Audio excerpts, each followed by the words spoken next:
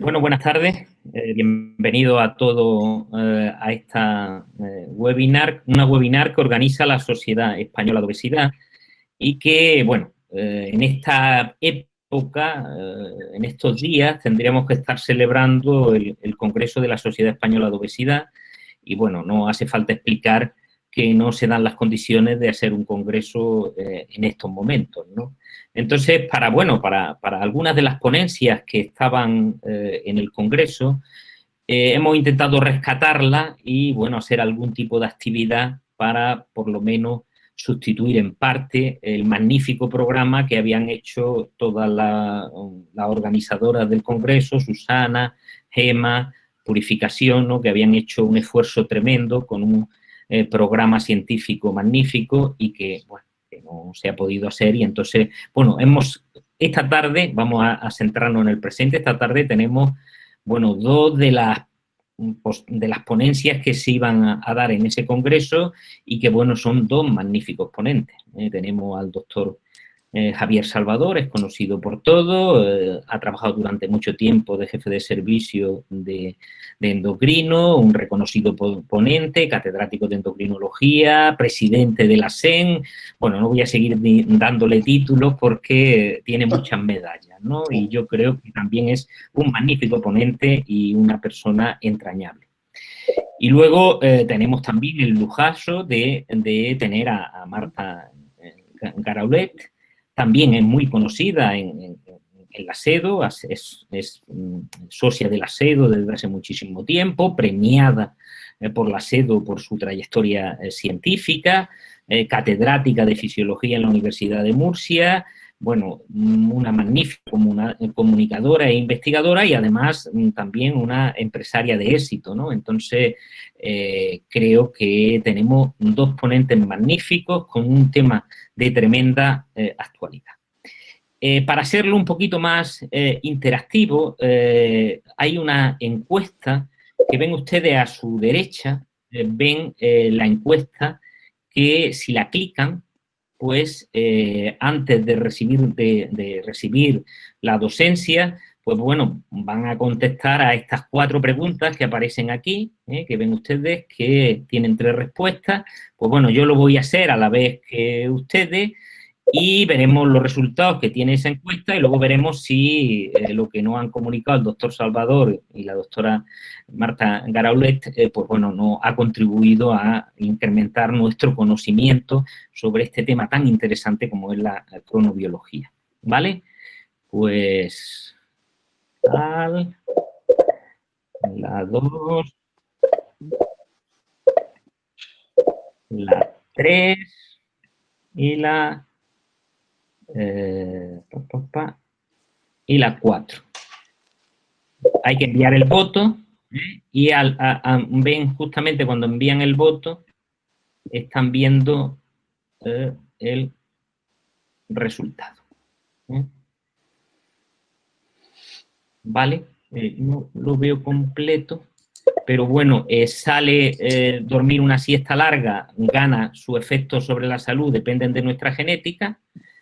En comer tarde engorda, pues cambia la diversidad y el ritmo de nuestra microbiota, es la más contestada, aunque no mayoritariamente, está en torno a un 47%. ¿Y cuál de estas hormonas altera su ritmo? La tercera, pues bueno, gana ambas. Y en la cuarta, pues gana resistencia a la insulina. Este es el punto de partida. No lo tenemos tampoco demasiado claro porque veis que no hay una mayoritariamente contestada por todo y bueno, yo estoy seguro que después de estas magníficas ponencias pues vamos a tener mucho más conocimiento de esta interesante materia. Pues bueno, empieza Javier, yo me retiro, bueno, estoy aquí presente, pero bueno, le doy ya el paso, vale. Estoy aquí presente, pero bueno, le doy el paso a los ponentes y empieza Javier y a continuación será Marta. No, empieza Marta. Ah, sí, es verdad, sí, perdonad. Claro, empieza Marta, exactamente, empieza Marta, bueno, esto es el tema del directo, que empieza Marta con su ponencia y luego después, a continuación, sin más dilación, será Javier, ¿vale? ¿De acuerdo? Bueno, pues muchas gracias a todos, que estamos ya más de 200 personas conectados. Muchísimas gracias a todos los que esta tarde habéis querido interactuar con la SEDO y os garantizo que no os vais a arrepentir, no os vais a arrepentir porque de haber echado esta tarde con nosotros y con estos dos magníficos ponentes. Marta, cuando tú quieras, tienes 45 minutos para, eso sí he acertado, ¿no, Marta? 45 minutos para tu ponencia. Bueno, pues muchísimas gracias a todos y nos vemos a continuación. Bueno, pues primero saludaros a todos, muchísimas gracias por estar aquí. Y vamos a esperar que me tienen que poner la ponencia desde la 1. Ahora está, aquí estamos. Vamos a ver si quitan, no sé si vosotros estáis viendo todas las diapositivas en pequeño, sería bueno que se vea solo en grande. Podéis... No, Marta, ahora mismo se está viendo. Ahora mismo Marta se está viendo en grande, se está viendo. Sí, vale. Sí. Muy bien, pues nada, primero daros las gracias a la SEDO. Yo adoro la SEDO, lo sabéis. Es la Sociedad Española para el Estudio de la Obesidad y la obesidad ha sido el estudio de mi vida y, por tanto, pues aquí soy feliz con todos vosotros y estoy muy contenta de que me hayáis invitado, la verdad. Entonces vamos a hablar de la cronobiología en la etiopatogenia de la obesidad. Como sabéis, todos nosotros cambiamos a lo largo del día. Hay personas que por la mañana pues están de muy buen humor, tienen mucha fuerza, mucho ánimo y hay otros que sin embargo por la noche cuando se encuentran activos con grandes ideas. Mi padre siempre decía que yo a partir de las 12 de la noche es cuando empezaba a tener las ideas geniales. Y en cambio por la mañana era un muerto y es que ahora ya sé que es que soy cronotipo vespertino. Bueno, pues esto se debe a nuestra fisiología y es que nuestra fisiología también cambia a lo largo del día. Estos ritmos que se producen a lo largo del día se llaman ritmos circadianos, que significan alrededor del día y son ritmos de 24 horas. Entonces, en fisiología, por ejemplo, sabemos que las funciones de nuestro organismo tienen picos y momentos donde van muy bien y otros donde van muy mal. Por ejemplo, para ir al baño, lo mejor es ir por la mañana, a las 8:30 de la mañana, porque es cuando tenemos el mayor peristaltismo intestinal. Y, sin embargo, sabemos que a las 3 de la tarde tenemos una caída importante de la alerta, que es lo que coincide con la siesta aquí en España, que vamos a hablar de ello. Y, bueno, también otras variables muy clínicas, como puede ser la presión arterial o la temperatura corporal o la melatonina, cambian a lo largo del día. ¿Qué importancia tiene esto o por qué sucede esto? Pues sucede porque la mayoría de nuestras hormonas, que son esas sustancias químicas que van por sangre tratando de mandar señales y que todos nuestros órganos funcionen bien y estén conectados, pues también tienen ritmos circadianos. Por ejemplo, la leptina, que es la hormona por excelencia de la obesidad, pues quita el hambre y por lo tanto está muy alta por la noche para que no nos levantemos por hambre y baja por el día para que así tengamos hambre y comamos. Por ejemplo, la melatonina, sabéis que es la hormona de la noche y por lo tanto empieza a subir aproximadamente unas 2 horas antes del inicio del sueño y a la media hora ya tenemos unos niveles bastante importantes. ¿Y quién coordina todo esto? Porque fijaros qué lío de hormonas en nuestra sangre subiendo y bajando y si todo esto no tuviera un director general, pues sería un caos y funcionaríamos mal. Pues todo esto lo coordina el sistema circadiano. Y el sistema circadiano consta principalmente de un reloj central, que sería como el reloj de la catedral, al que se le llama núcleo supraquiasmático. Son 2 bolitas muy pequeñas de 5 milímetros de diámetro, pero hay que ver lo pequeñas que son y lo importantes que son para toda esta organización de los horarios de nuestra fisiología. Bueno, pues este reloj que se encuentra en el hipotálamo cerebral se activa principalmente gracias a la luz.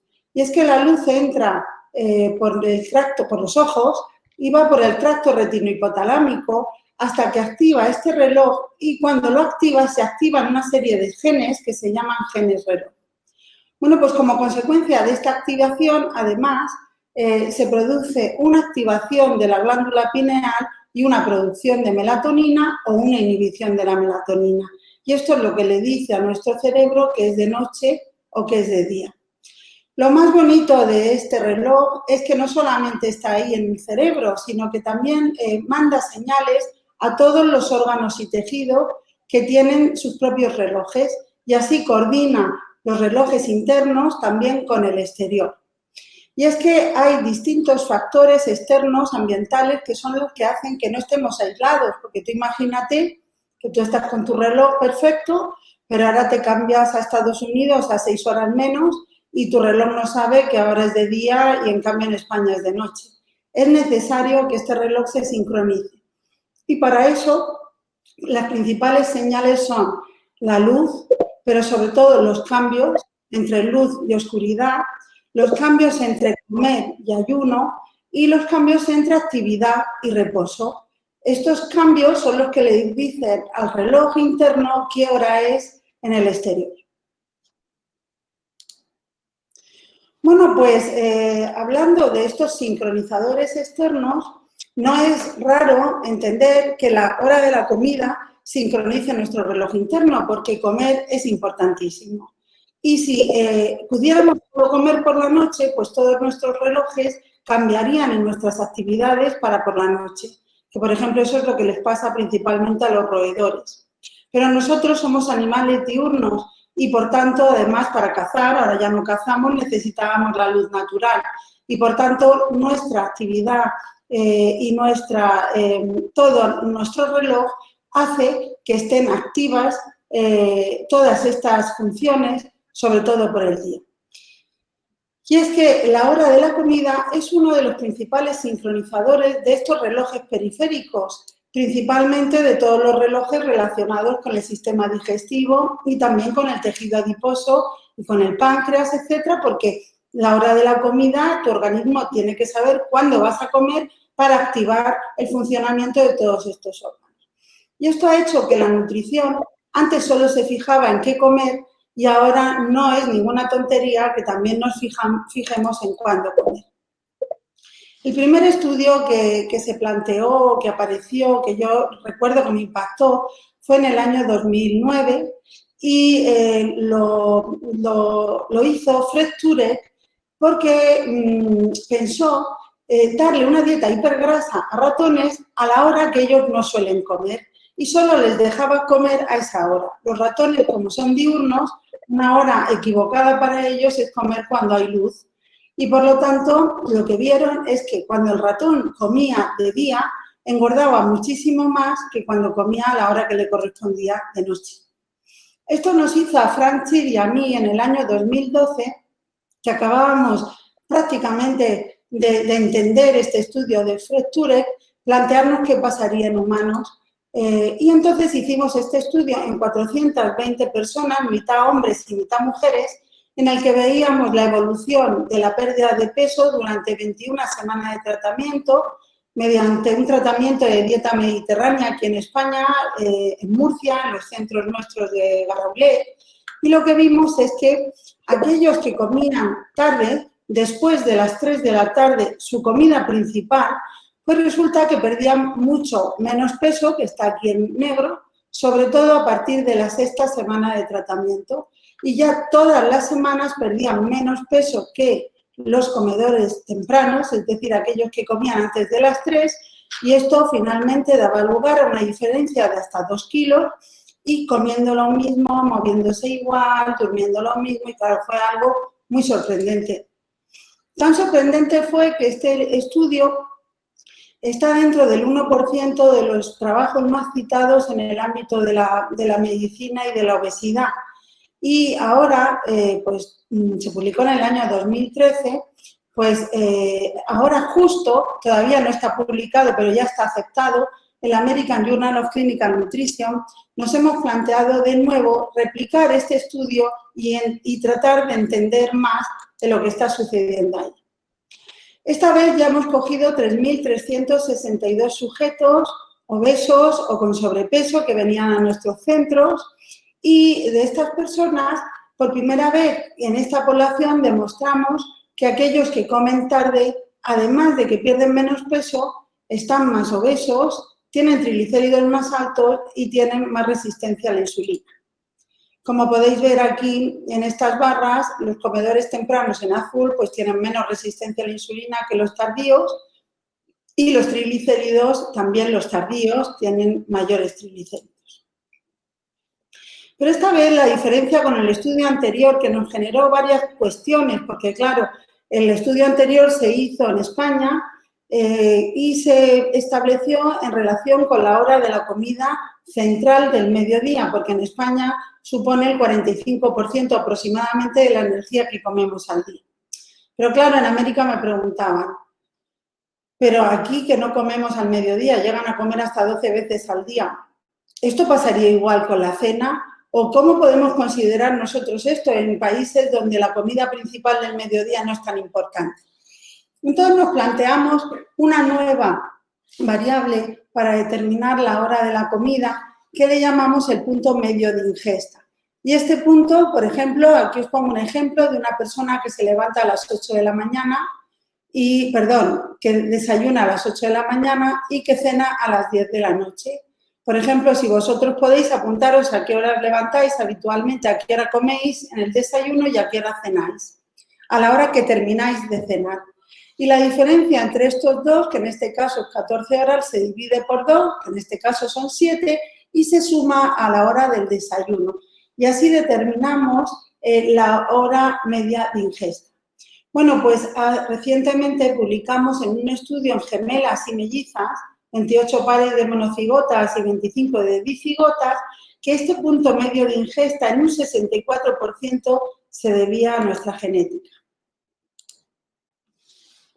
Claro, ¿y qué pasa con este estudio? Pues ahora en estos 2000 y pico personas, pues nos encontramos que se vuelve a replicar el estudio inicial. Es decir, ahora con este punto medio de ingesta que determina cómo se movilizan todas las ingestas a lo largo del día, no solamente la comida principal, pues vemos cuando determinamos cuál es la velocidad de pérdida de peso, es decir, los gramos que pierden por semana, vemos que los comedores tempranos pierden de media unos 600 gramos, mientras que los comedores tardíos pierden unos 490 cada semana.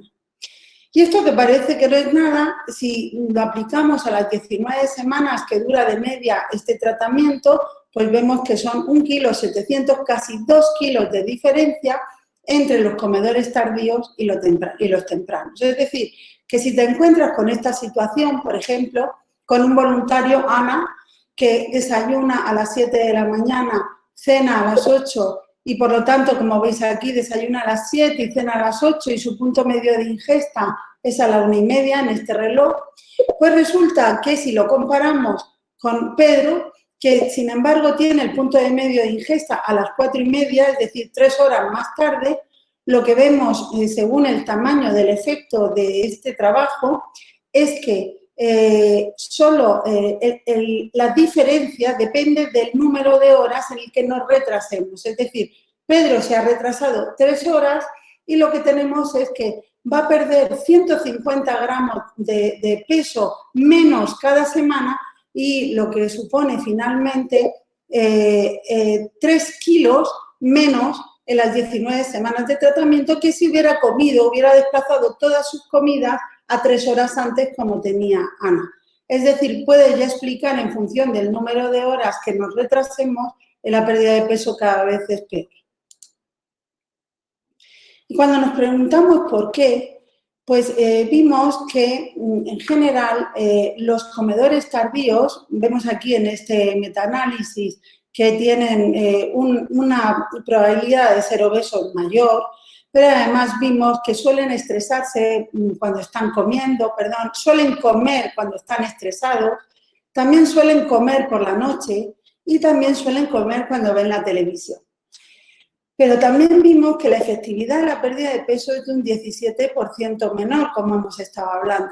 Y cuando vimos por qué, vimos que las barreras que tenían, hicimos un cuestionario de 32 barreras que se puede encontrar una persona a la hora de hacer un tratamiento, por ejemplo, pues la familia, el que tenga un trabajo que no le permita comer durante unas horas, o que la vida social la tenga muy intensa, o que, por ejemplo, todos los fines de semana se vaya de viaje. Es decir, cuando veíamos qué barreras, también barreras emocionales, que comes cuando estás estresado o triste o aburrido, etcétera, pues las barreras eran mucho mayores, significativamente mayores en los comedores tardíos que en los tempranos. Pero quizá para mí lo más interesante es que los comedores tardíos perdían su motivación por perder peso. Y previamente hemos visto que la falta de motivación es el principal factor por lo que la gente fracasa en los tratamientos. En definitiva, ¿por qué los comedores tardíos tienden a estar más obesos y a perder menos peso? Pues porque no tienen motivación, porque comen más cuando están estresados y porque tienden a comer más cuando están viendo la televisión.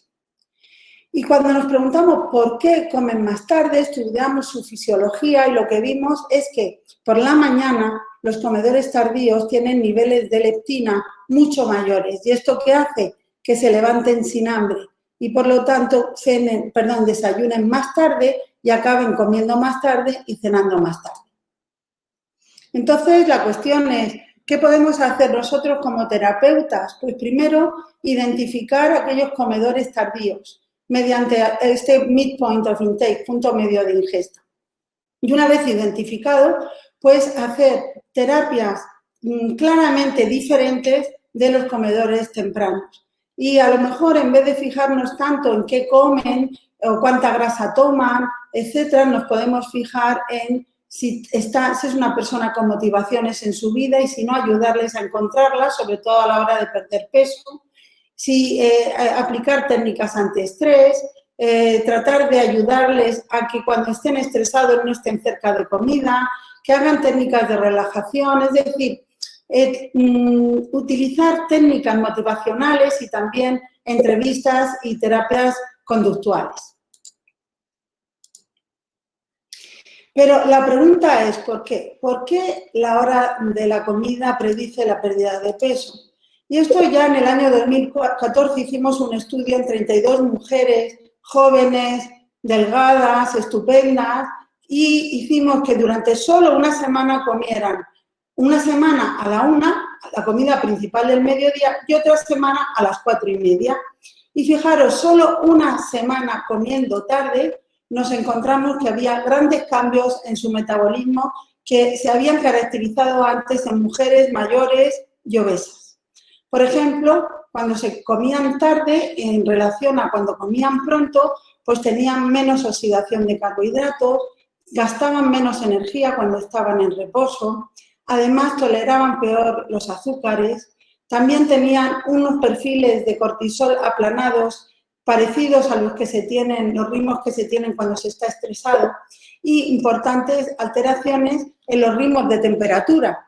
Y fijaros que justo ahora acabamos de publicar un trabajo en niños que muestra que cuando comen tarde se producen cambios en la temperatura postprandial de disipación y, por lo tanto, lo que viene a decir es que la misma comida gasta menos energía. Es decir, el efecto dinámico específico es menor. Pero también, claro, ¿cómo no vamos a ver la microbiota?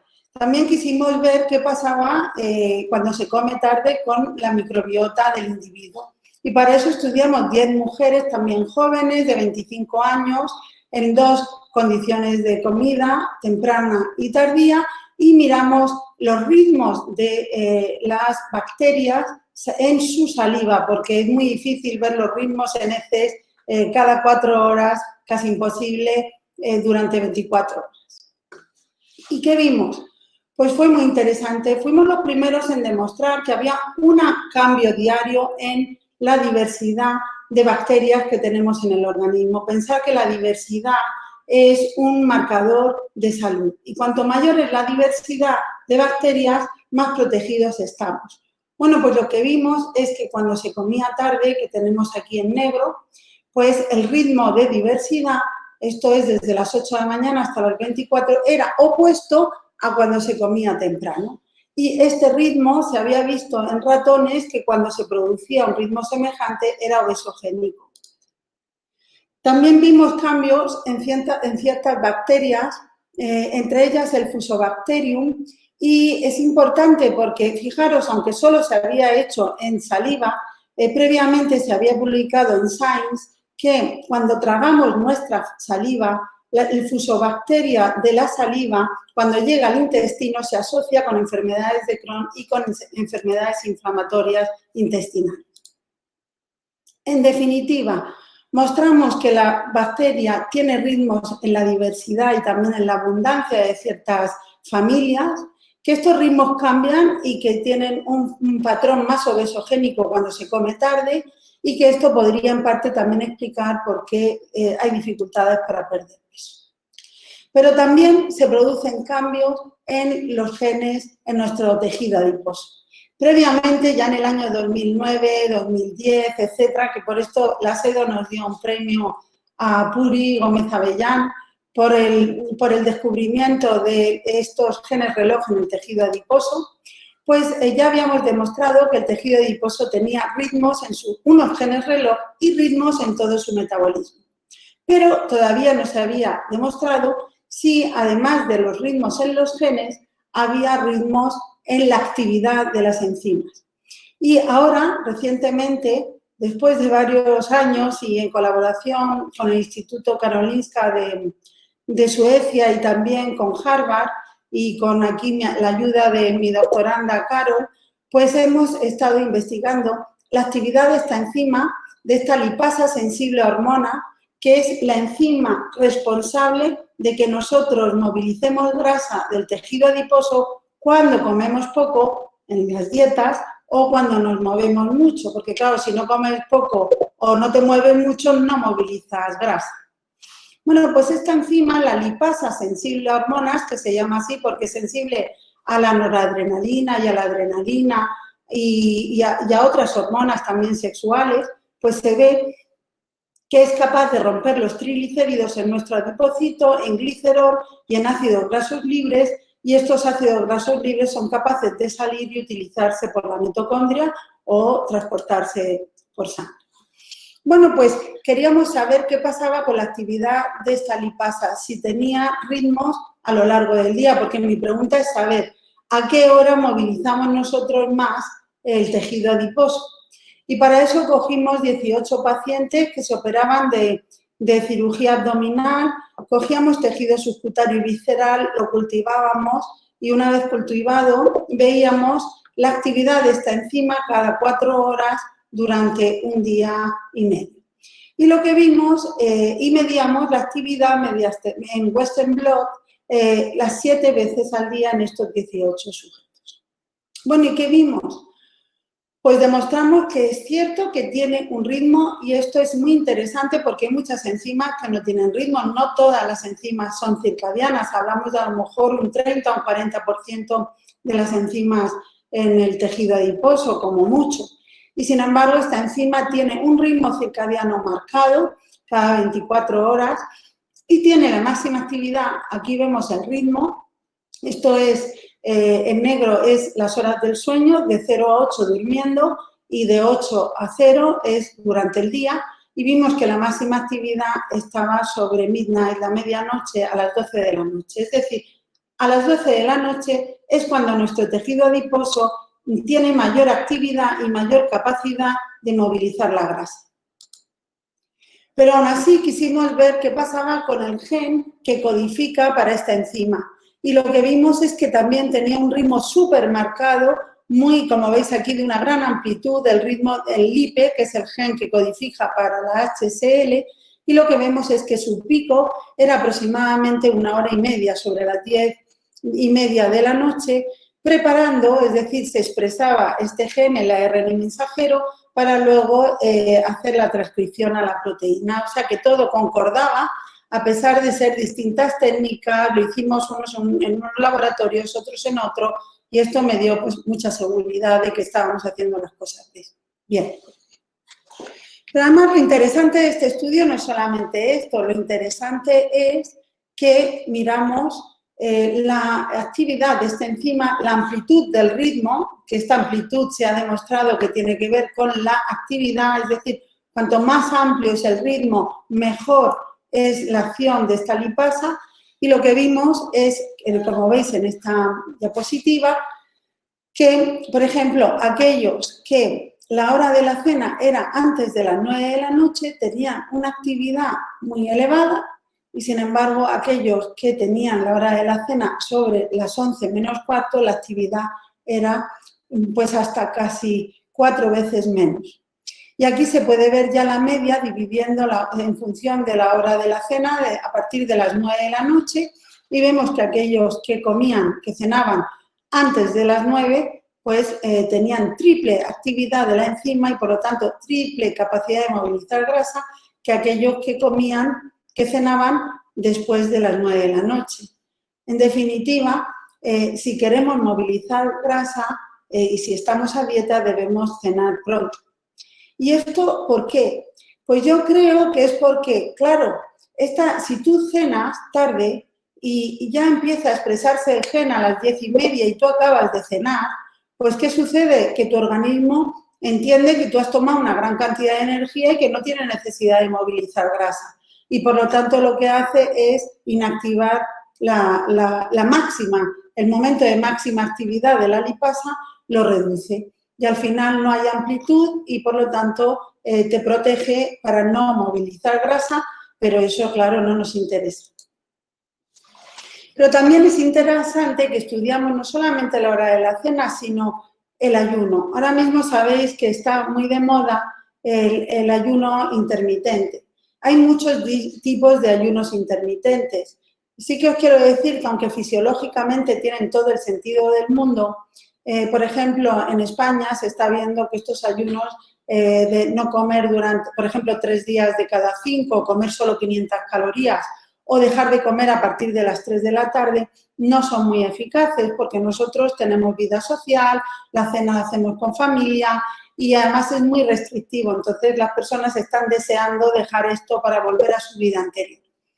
Sin embargo, hemos visto que si respetamos el ayuno nocturno, al menos 12 horas, por ejemplo, una persona que cena a las 9 y desayuna a las 9 de la noche, es decir, tú cenas a las 9, desayunas un poco más tarde, a las 9, dejas 12 horas entre media y ya la actividad de esta enzima, como hay ayuno, se duplica. Y aquí lo vemos en estos casos, fijaros, la gente que tiene solo 7 horas o menos de 8 horas de ayuno durante la noche, pues resulta que tiene una actividad muy baja. Pero aquellos que tienen 14 horas tienen una actividad mucho mayor. Y aquí vemos aquellos que tienen una actividad de menos de 11, que son la media de los cortos, pues resulta que tienen poca movilización de grasa y los que tienen más de 11 horas por la noche de ayuno tienen alta actividad. En definitiva, es bueno que dejemos al menos 12 horas por la noche de ayuno entre la cena y el desayuno. Bueno, pues esta es otra explicación. Este paper se acaba de publicar en Journal of Clinical Endocrinology and Metabolism hace un mes y aquí tenemos una explicación añadida de por qué cenar tarde o por qué dificulta el adelgazamiento o por qué el ayuno lo favorece. Bueno, ¿y por qué es importante? Porque España es de los países o el país en el mundo que más tarde se cena. Pero no solamente la hora de la comida sincroniza este reloj, también otras cosas sincronizan el reloj. Hemos dicho 3, la luz, los cambios, y siempre los cambios. Si tú vives en una luz constante, tu organismo se aplana, no hay ritmo. Y el ritmo es salud. Entonces, la luz, la hora de la comida, que es lo que acabamos de explicar, y el ayuno, los cambios entre ayuno e ingesta, y también los cambios entre actividad y reposo. Y hablando de reposo, vamos a hablar del sueño y de la siesta. Pues mirar, este estudio que publicamos en Nature Communication en el año 2019, es decir, el año pasado, fue muy interesante porque en él, en 450.000 personas del UK Biobank, en colaboración con Harvard, pues estudiamos la genética de la duración del sueño. Sabéis que hay personas que duermen poco y además duermen poco y se levantan como si hubieran dormido muchísimo. Y en cambio hay otras que tienen tendencia a dormir mucho y si duermen poco se levantan agotados. Bueno, pues hemos visto que aquí hay un componente genético importante. De hecho, previamente en gemelas y mellizas habíamos demostrado que un 70% de la duración de nuestro sueño se explica por la genética. Y aquí lo que buscamos era qué genes son los implicados. Y fijaros en esta Manhattan Plot que representamos arriba, cada línea azul es un gen, bueno, un LOFI, pero que podemos decir un gen, y vemos que aquellos que sobrepasan la línea roja son los que más explican la genética del sueño. Pero todos los que están en azul son capaces de explicar esta genética. Bueno, pues vemos que el dormir corto, o sea, dormir poco, está mucho más explicado por los genes, es decir, aquellas personas que duermen poco y además de forma natural y se sienten bien, eso es un componente claramente genético. Sin embargo, aquellos que duermen mucho, o sea, demasiado largo, sus genes solo 1, 2, 3, 4, 5, 6, 7 genes están implicados y hay más factores ambientales. Pero lo interesante es que lo que vimos a través de estos genes, sabéis que los estudios de asociación, aunque se hagan en 450.000 personas, no pueden explicar causalidad. Es decir, tú puedes decir que la duración del sueño o el sueño, poco sueño, se asocia con la obesidad, pero no puedes decir si es causa o consecuencia de obesidad. Es decir, si es que porque estás gordo duermes poco o si es que al dormir poco estás gordo. Bueno, pues estos estudios genéticos, mediante una técnica que se llama randomización mendeliana, nos permite determinar causalidad y ese es el interés de estos trabajos. Y entonces lo que vimos es que dormir poco es causa de obesidad, es también causa de problemas psiquiátricos, también de esquizofrenia y también causa de disminución de la capacidad cognitiva. O sea que para la mayoría de nosotros dormir poco no es aconsejable. Y ahora, claro, la gran pregunta. Esta pregunta la planteé yo hace, claro, 4 años ya en Harvard, porque a mí me importa muchísimo la siesta. Sabéis que en las casas, aquí en España, por ejemplo, en mi casa, pues siempre se ha respetado la hora de la siesta, sobre todo en verano. Y yo me fijaba que mientras que mi padre dormía la siesta, mi madre pues no podía dormir y eso que había oportunidad y estaba todo el cuarto, toda la casa en silencio, etc. Y mi madre nunca ha dormido la siesta. Después vi en las moscas Drosophila que los hombres, pues resulta, los machos de las moscas duermen más siesta que las hembras. Y también se han descubierto que hay genes reloj, por ejemplo, el PER, que están muy unidos a que una mosca duerma o no siesta. Y por eso nos planteamos qué pasaba aquí. Y esto no está publicado, está ahora mismo bajo revisión, mandamos las respuestas a Referee el lunes que viene y vamos a ver si tenemos suerte porque yo tengo mucha ilusión. Este estudio se ha hecho en Inglaterra, es decir, UK Biobank, es de 450.000 personas en Inglaterra, pero os sorprenderéis que un 39% duerme siesta, a veces muy frecuente o siempre, y vimos que también tras haberlo descubierto en los estudios de genética de gemelas y mellizas junto con Jesús López Mínguez, de su tesis doctoral, pues lo que vimos es que efectivamente la siesta tiene un 68% se explica por la genética. Y aquí vemos cuáles son los genes implicados. Y vemos que hay aproximadamente, bueno, aproximadamente no, hemos identificado 123 genes que explican por qué dormimos la siesta. Bueno, y de nuevo, con este sistema de randomización mendeliana, hemos visto que esto me da mucha tristeza, la verdad, y tengo la esperanza de que solo sea en Inglaterra, pero lo que se ve aquí es que la siesta es causa de obesidad, no consecuencia, y también es causa de hipertensión. Pero queda una duda. Primero, y cuando hemos hecho en España un estudio ahora en Murcia de 1.500 personas, un poco para ver qué pasa, hemos visto que es sobre todo la siesta larga. Pero bueno, nos queda repetir toda esta genética en una población aquí española. Ya hemos mandado 1.500 personas para tratar de replicar esos 125 polimorfismos y tratar de ver qué pasa en España. Pero fijaros, en este estudio se ve claramente esta línea central, lo que hay a la derecha explica lo que se asocia con el aumento de siesta y vemos que más frecuencia de siesta, tenemos mayor adiposidad y bastante más. Tenemos también mayor cintura, tenemos mayor índice de masa corporal y mayor presión arterial. Respecto a la glucosa, el OMA, la resistencia a la insulina, ya no está tan claro que dormir siesta dificulte o incremente este riesgo, pero en cambio algunos lípidos parece que disminuyen, pero los triglicéridos también aumentan cuando se asocia a un aumento cuando hay mayor frecuencia de siesta. Y en definitiva hay un mayor riesgo cardiovascular, aunque no es significativo, pero una tendencia y mayor diabetes.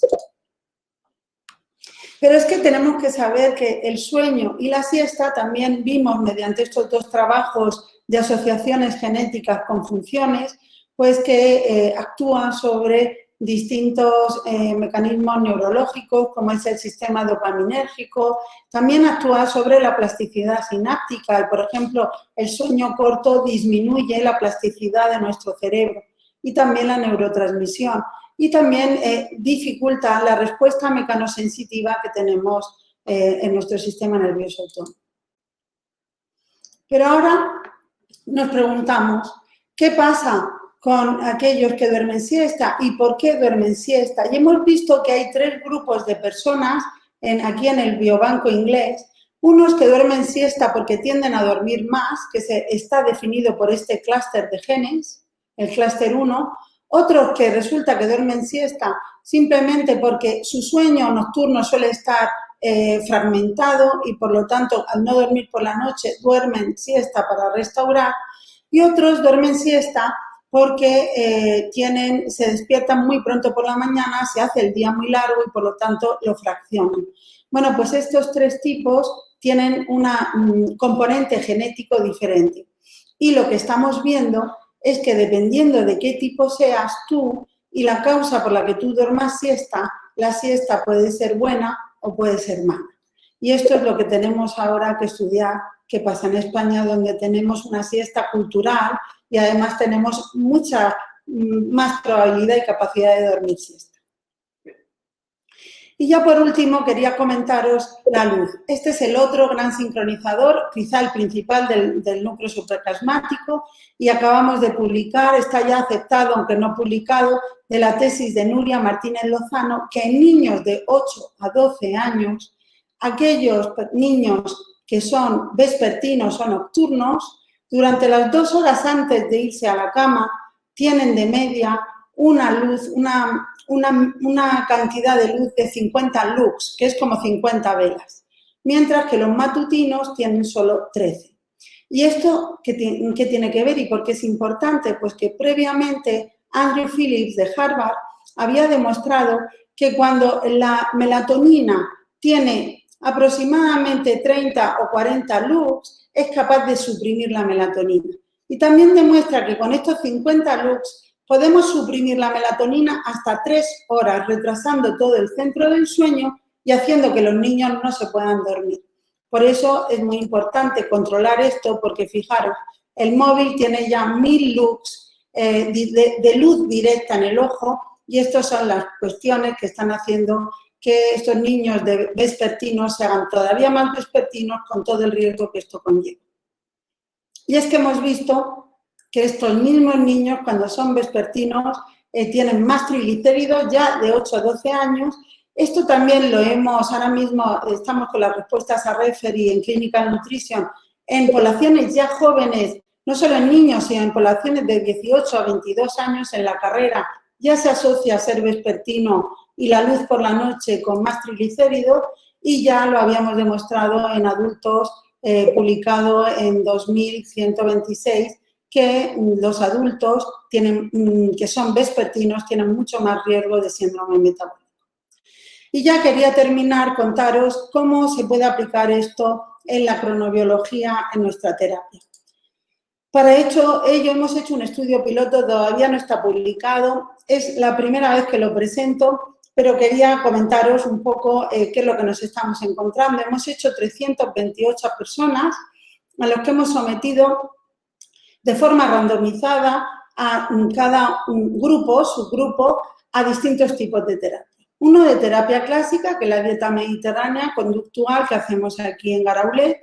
Otro de terapia nutrigenética, que significa que le dábamos un informe según sus genes y sus polimorfismos que durante todos estos años hemos detectado que son la mayoría de genes reloj que pueden afectar a la pérdida de peso o la obesidad. Y luego una terapia en la que combinábamos la nutrigenética y la cronobiológica.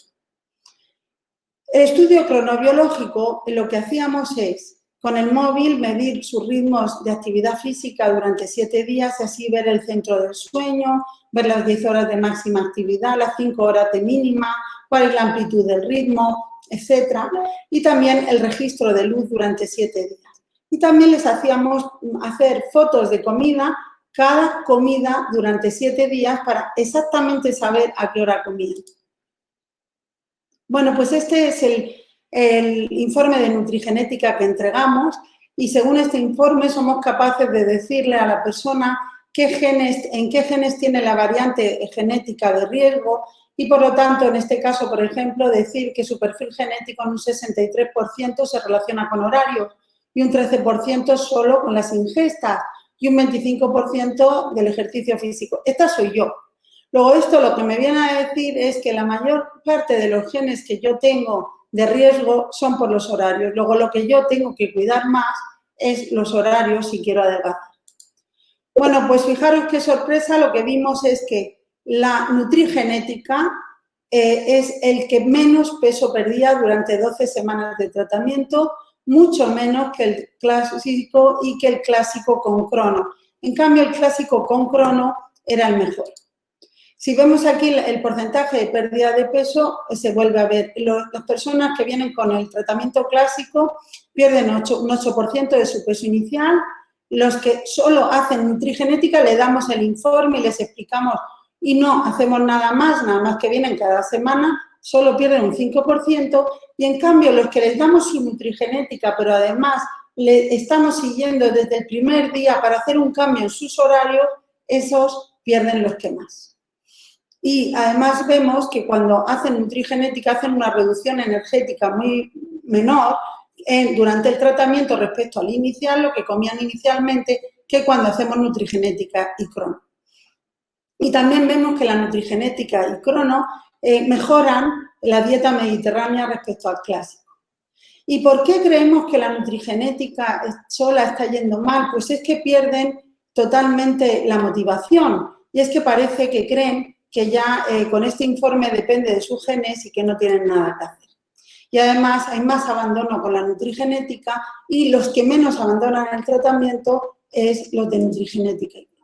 En definitiva, 5 mensajes: comer tarde dificulta la pérdida de peso, cambia la microbiota, la lipasa sensible a hormonas tiene la máxima actividad por la noche, que es cuando más movilizamos, no debemos cenar tarde, y tenemos que dejar un ayuno nocturno para que esta enzima actúe bien.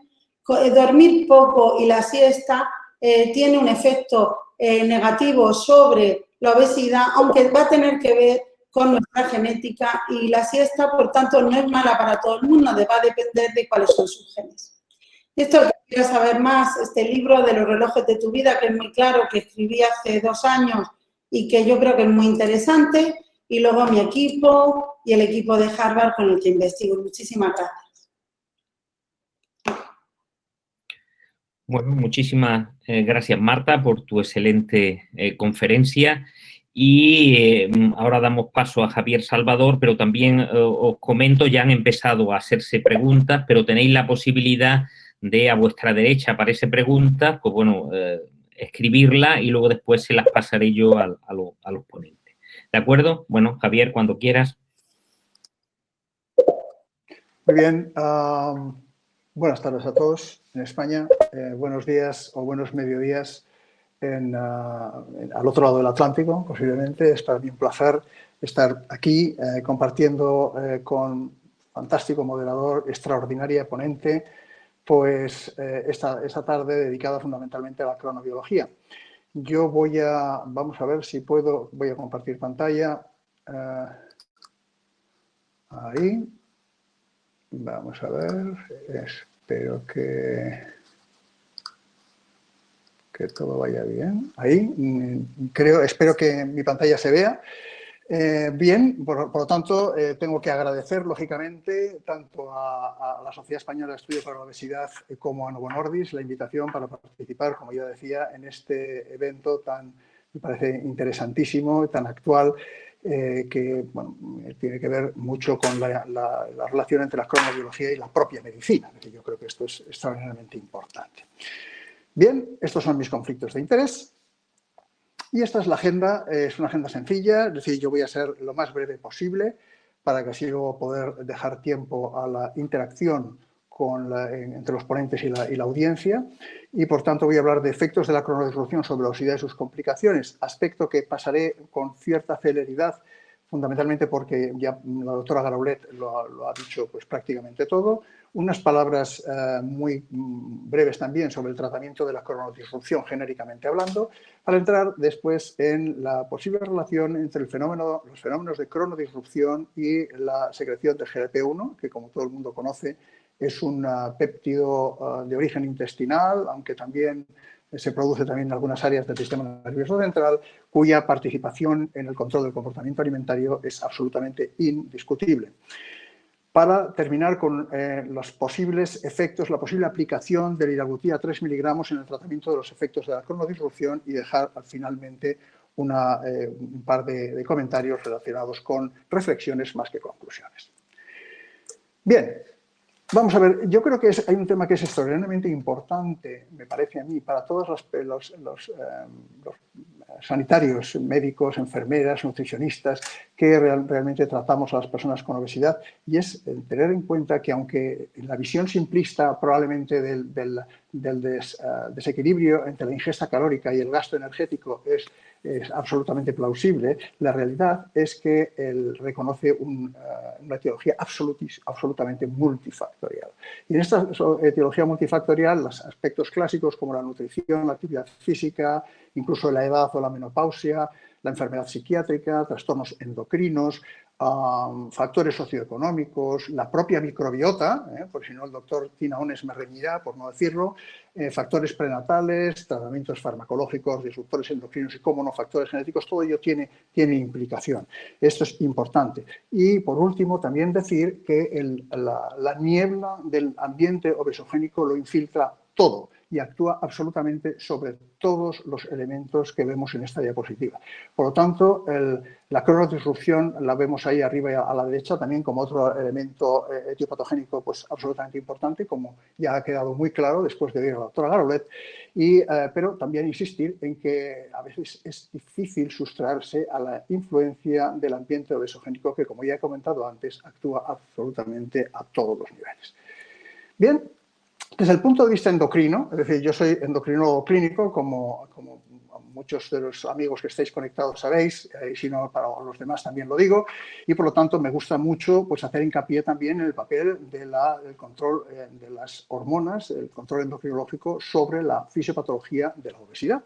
Y entonces la realidad es que, bueno, se habla de ejes funcionales entre ejes en que participa el sistema nervioso central, que está aquí arriba, participa el sistema gastrointestinal, incluso la propia microbiota, es decir, que el sistema gastrointestinal no solo desde el punto de vista de las conexiones o de su impacto a nivel neuroendocrino mediante la secreción de diferentes hormonas que actúan y modulan de forma significativa el comportamiento alimentario, sino también a través de modular la microbiota intestinal, la cual, a través del eje intestino-cerebro, intestino-sistema nervioso central, pues ejerce efectos muy importantes no solo sobre la regulación del comportamiento alimentario, sino también sobre otras cosas, por ejemplo, como el deterioro cognitivo o la inflamación hipotalámica, etc.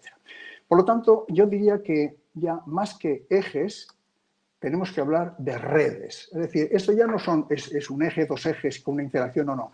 hay que tener en cuenta el tejido adiposo, hay que tener en cuenta el hígado, hay que tener en cuenta el sistema inmune, al páncreas, al tejido muscular, entre otros. Es decir, que esto es un sistema muy complejo para regular pues, prácticamente todas las funciones que pueden influir en el tratamiento o en la fisiopatología de la obesidad, como es, por ejemplo, el comportamiento alimentario, y que la realidad es que todos estos órganos y todas estas células que están incluidas en este sistema multiorgánico, esta red multiorgánica, pues prácticamente todas están sometidas a aspectos cronobiológicos. Es decir, la cronobiología afecta al sistema nervioso central, los genes reloj, como no, el que muy bien ha comentado Marta, el maestro que es el núcleo supraquiasmático, pero hay incluso otros núcleos neuronales en el sistema nervioso central también relacionados con la ingesta alimentaria o el gasto energético que también están sujetos a control cronobiológico y, como no, el tejido adiposo, el hígado y el resto de elementos que vemos en esta diapositiva. Por tanto, lo que está claro, desde el punto de vista bioquímico, que es el que más conoce, fundamentalmente lo que más conocemos los endocrinólogos, es que las interacciones o los cambios en la actividad secretora o neurosecretora de uno de estos órganos realmente tiene amplias repercusiones en el resto de componentes que forman esta red funcional. Bien, no voy a incidir mucho en esto porque ya Marta Garolet lo ha explicado fantásticamente bien y entonces sabemos cómo pues, prácticamente nuestro organismo está lleno de relojes. Es así, esta figura que bueno, aparentemente parece de un robot, bueno, pues la realidad es que estamos llenos de influencias cronobiológicas. Aquí se figura el núcleo supraquiasmático como elemento más importante, pero veamos cómo hay otros relojes también en el sistema nervioso central, hay relojes a nivel cardíaco, hay cronobiología a nivel renal, a nivel pancreático, a nivel intestinal, a nivel muscular, a nivel óseo y como consecuencia del alineamiento o desacoplamiento de estas influencias circadianas en relación con nuestros hábitos de vida, pues esto tiene una serie de connotaciones no solo sobre la fisiología y el comportamiento, también sobre la división celular, la bioenergética, obviamente el metabolismo, la regulación hormonal, sistema inmune, absorción de fármacos, es decir, eliminación, ciclos, lógicamente, sueño-vigilia. Es decir, que, vamos a ver, la cronobiología está absolutamente implicada en la patofisiología y en el tratamiento de prácticamente la totalidad de aspectos que diagnosticamos y que tratamos. Por lo tanto, esto es extraordinariamente importante. Como ya muy bien ha comentado también Marta, bueno, elementos moduladores, por tanto, en sentido input de estos sistemas, pues la luz y el sistema sueño-vigilia, la temperatura, incluso la concentración de oxígeno, la alimentación, la actividad física, el estrés, diría yo también. A mí me gusta, soy muy fan de estudiar el estrés mental porque realmente es absolutamente pandémico. Esta es otra pandemia que también hay que manejar y que realmente pues, también tiene influencia en todos estos sistemas. Bien, cuando yo los primeros contactos que tuve hace tiempo con la cronobiología y los ritmos circadianos, que a mí me gustaba mucho estudiar los ritmos circadianos de prolactina, de TSH, que no sabíamos por qué se producían y seguimos en cierto modo sin saberlos, pero nunca bueno, teníamos en cuenta la posibilidad de que hubiera primariamente un elemento que realmente regulara la actividad hormonal. Bueno, hoy en día, lógicamente, la perspectiva es diferente.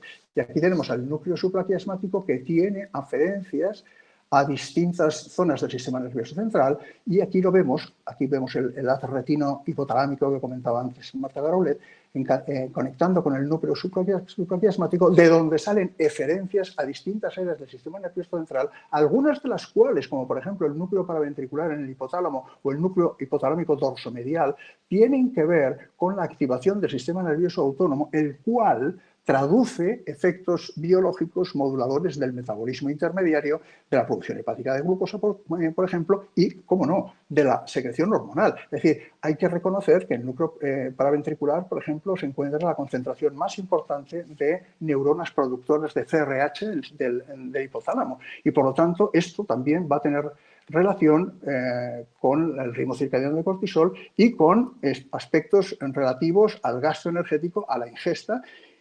que lógicamente eso tiene un papel fundamental a la hora de modular el desarrollo de obesidad o de promover o no el desarrollo de obesidad. Y otro tema extraordinariamente importante, desde la periferia y en relación con órganos como, por ejemplo, aparte del torrente circulatorio, el tejido adiposo, el páncreas o el estómago como fuente más importante productora de grelina, tienen también efectos de feedback y moduladores a nivel hipotalámico sobre el núcleo arcuato, donde figuran los núcleos neuronales más importantes relacionados con el control de la ingesta y del gasto, y que a su vez se ven influidos por eferencias derivadas del núcleo supraquiasmático. Es decir, que si el núcleo supraquiasmático disfunciona o lo hacemos disfuncionar o lo desacoplamos en relación con nuestros hábitos de vida, pues la realidad es que esto tiene repercusiones importantes en todos estos niveles que estoy aquí mostrando. Bien, así pues, lo que ya se ha comentado por activa y por pasiva, sistema nervioso central, núcleo supraquiasmático, astro retino hipotalámico y consecuencias, activación del sistema nervioso simpático, modulación hormonal, conducta y control y relación, tengo una muestra por aquí en Navarra que también quiere enterarse de la charla, con distintos órganos implicados de forma directa en el control metabólico y en otras funciones biológicas que también están sometidos a control cronobiológico. Por lo tanto, de una forma clínica sencilla, podemos ver aquí cómo la sincronía circadiana se asocia con, bueno, traduce, por así decir, un ritmo correcto de sueño-vigilia, de ayuno-ingesta, regula el tono vascular, la producción de citoquinas, el acúmulo de grasa corporal y la sensibilidad insulínica, la secreción insulínica por parte del páncreas, aspectos relacionados con la función hepática, con el metabolismo hepático, como la gluconeogénesis, la lipogénesis, incluso la sensibilidad insulínica, también con la sensibilidad insulínica a nivel comonomuscular y la absorción de nutrientes que lógicamente pueden verse absolutamente alteradas cuando se produce un desacoplamiento, una desalineación circadiana. Bien, si hablamos por lo tanto, esto que acabo de decir, realmente está muy relacionado con esto que acabo de colocar yo aquí, es que es una diapositiva de una editorial del Journal of Biological Rhythms, publicado muy recientemente este año, donde dice que ya es la hora de la medicina circadiana, es decir,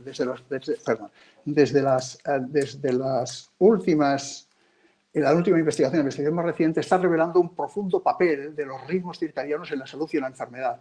Y estos estudios tienen el potencial de revolucionar pues, la realidad del diagnóstico y el tratamiento de las grandes o de la mayor parte de las entidades clínicas que estamos acostumbrados a ver, como son enfermedades cardiovasculares, como es cáncer, enfermedades infecciosas, trastornos del sueño, enfermedad mental y many others, es decir, y muchas otras donde obviamente yo creo que yo si hubiera escrito esto hubiera colocado también a la obesidad e incluso a la diabetes en esa descripción de enfermedades que realmente son causa importante de morbilidad.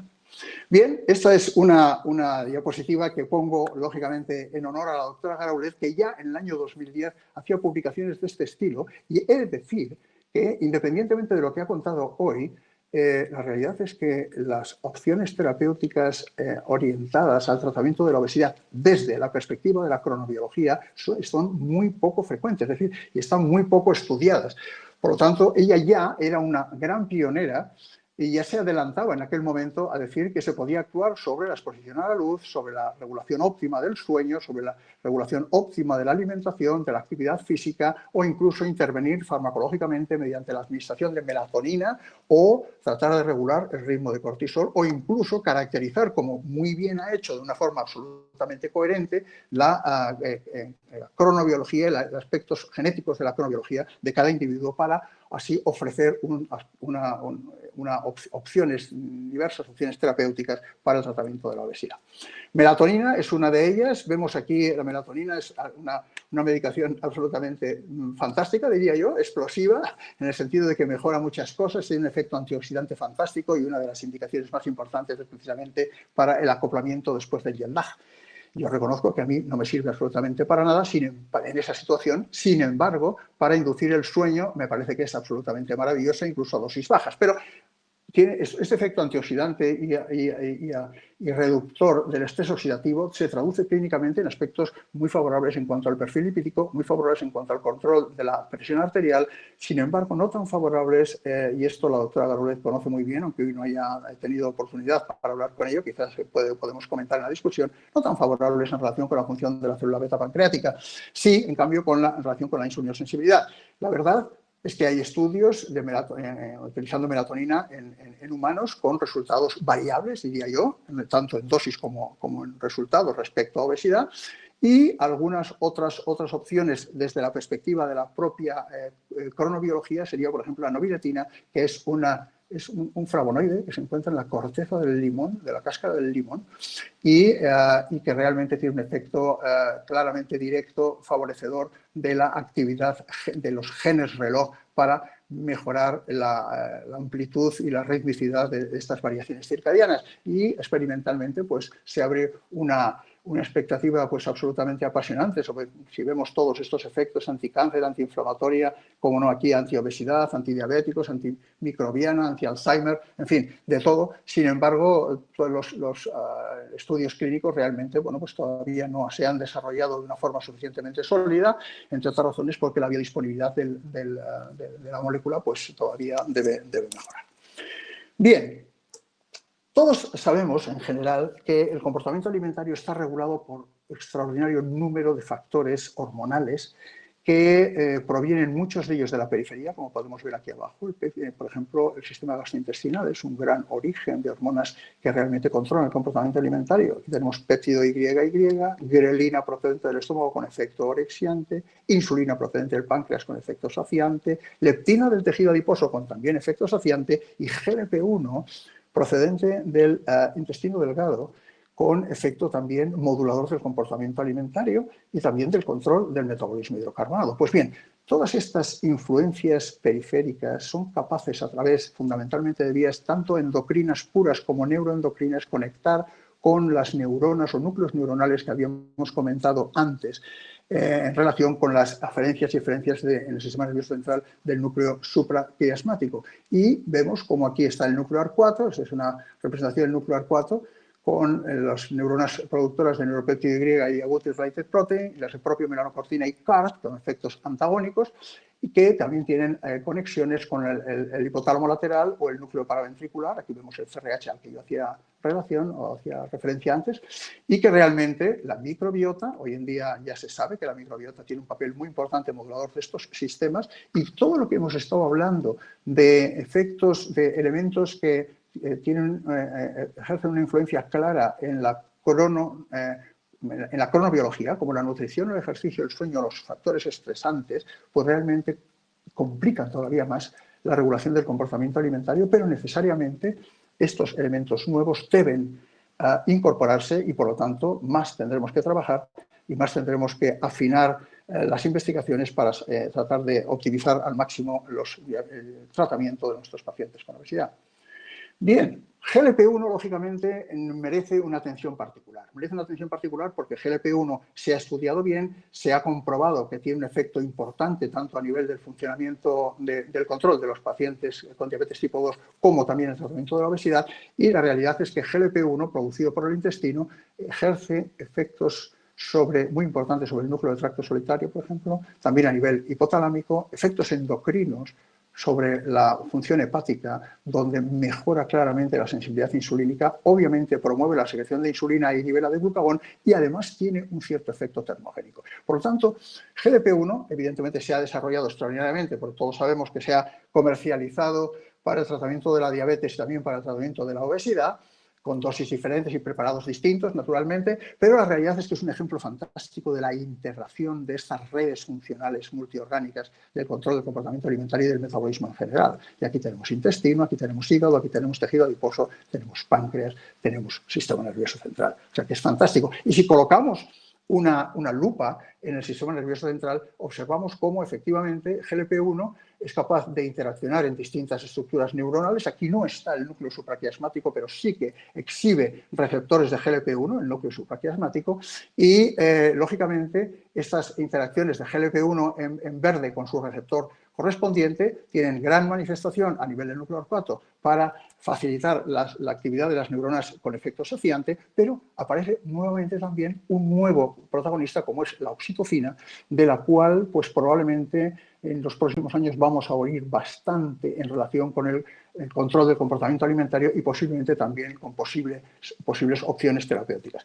Hay que también reconocer que GLP-1 también tiene un efecto importante a nivel hipotalámico para reducir la inflamación hipotalámica, es decir, la gliosis hipotalámica, lo cual tiene mucho que ver con la obesidad y con los fenómenos de resistencia a la leptina. Es decir, que GLP-1 es una bomba de molécula, los análogos de GLP-1, por lo tanto, es una bomba de tratamiento porque realmente tienen efectos muy variados y, en general, muy beneficiosos para estas enfermedades metabólicas que estamos comentando. Si vemos aquí las áreas respondedoras a GLP-1 en el sistema nervioso central, pues decimos, no, pues aquí ya sabemos, en el núcleo orcuato, que lo tenemos aquí, el lateral del hipotálamo también, bueno, el área postrema, bueno, distintos sitios, distintos lugares. Aquí estos puntos amarillos reconocen los lugares de producción, el intestino delgado, fundamentalmente a nivel ileal, también el sistema nervioso central, fundamentalmente en el núcleo del tracto solitario, pero vemos cómo el núcleo supraquiasmático también acepta interacción con GLP-1 porque exhibe receptores de GLP-1 y por lo tanto esto añade todavía algo más, una dimensión más a lo que conocemos de los tratamientos con GLP-1. Si consideramos no solo a GLP-1 sino a las hormonas gastrointestinales y las posibilidades a través de esas conexiones neuronales que he comentado antes de que desarrollen también una ritmicidad circadiana y que por lo tanto esa variación en 24 horas pueda tener alguna connotación fisiopatológica o quizá terapéutica, pues observamos como un número muy importante de hormonas como colecistoquinina, como gastrina, como obviamente GLP-1, como neuropéptido Y, como péptido Y, tienen ritmicidad periférica, tienen ritmicidad circadiana en lo que respecta fundamentalmente a la expresión de receptores y a la concentración plasmática. Esto es importante.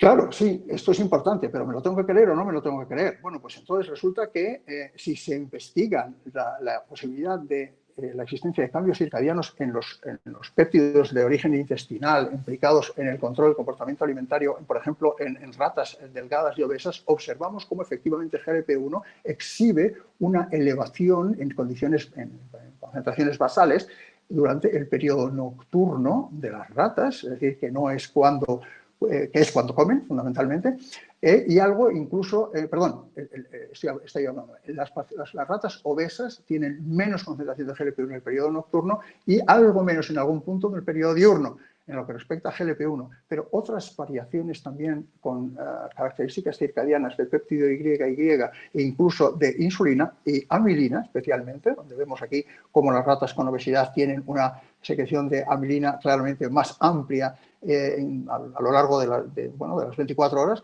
pues creo que también tiene interés. Es decir, que la pregunta es si las disrupciones circadianas, por ejemplo, como se han comentado muy bien, la deprivación de sueño, por ejemplo, que tanto nos afecta a gran parte de la población, si posiblemente los trabajadores que cambian, que trabajan a turnos, que vienen a representar 20-25% de la población laboral en nuestro país, pues realmente si eso puede tener alguna influencia sobre la dinámica de GLP-1.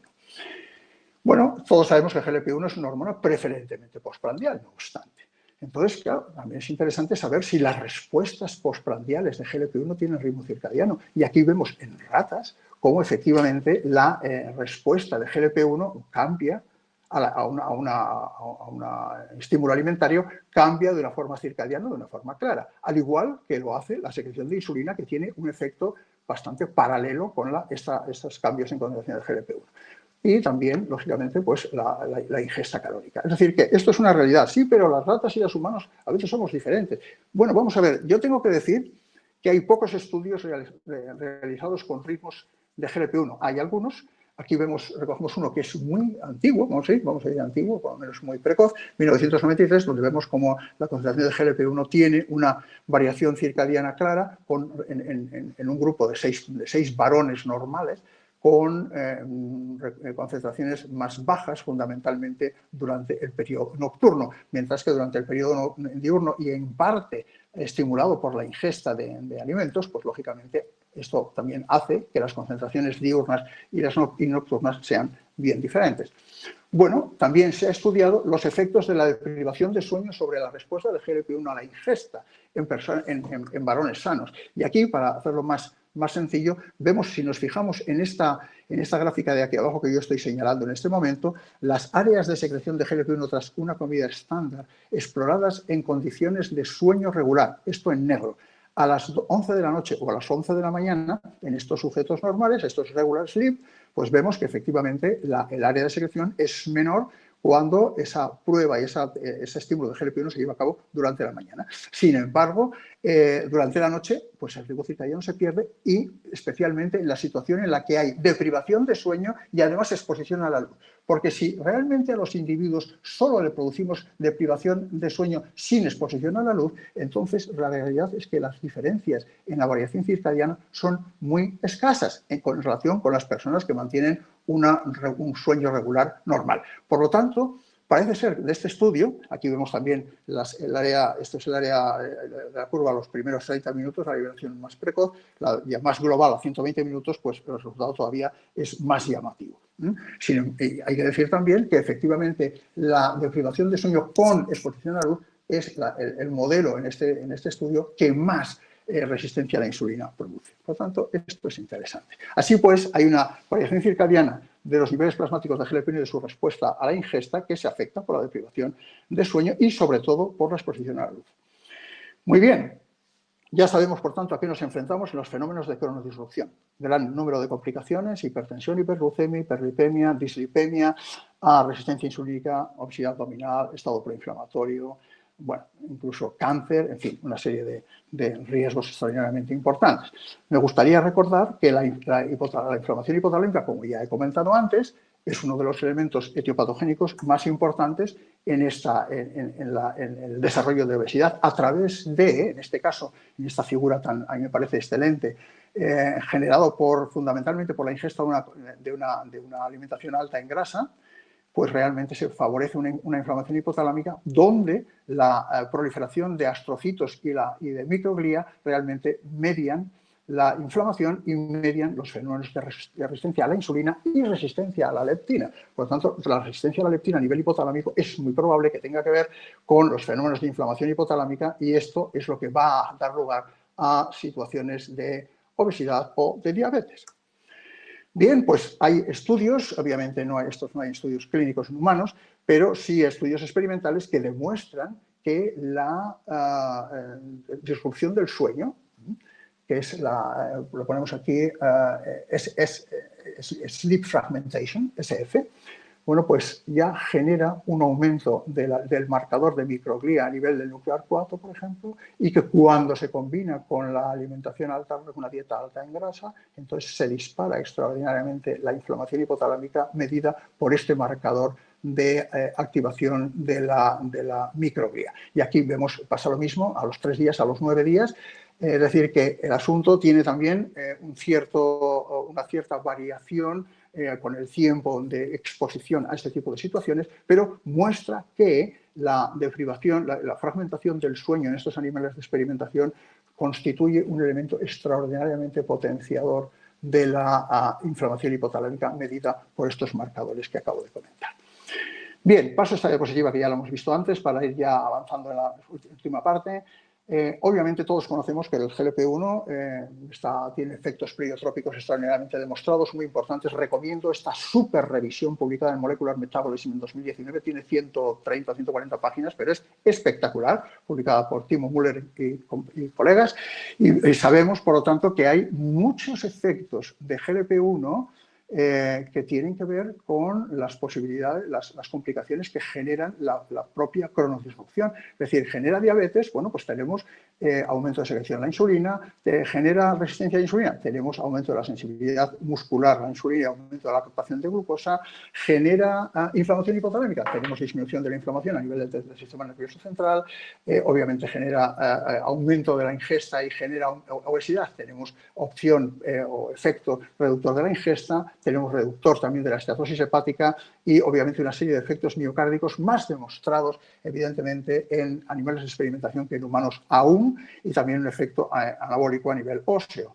Esto es importante. Por lo tanto, si evaluamos los efectos de la liraglutida desde el punto de vista clínico, es decir, la liraglutida 3 miligramos, que bueno, se ha evaluado, como bien saben todos, en el Study Scale fundamentalmente y como estudios pivotales, sabemos que reduce la masa grasa, evidentemente, y el peso corporal, reduce la inflamación sistémica y los marcadores de inflamación, previene la aparición de diabetes, mejora el control de la diabetes, está clarísimo, reduce la presión arterial, las fracciones lipídicas y el riesgo cardiovascular, como se demostró en el estudio LEADER.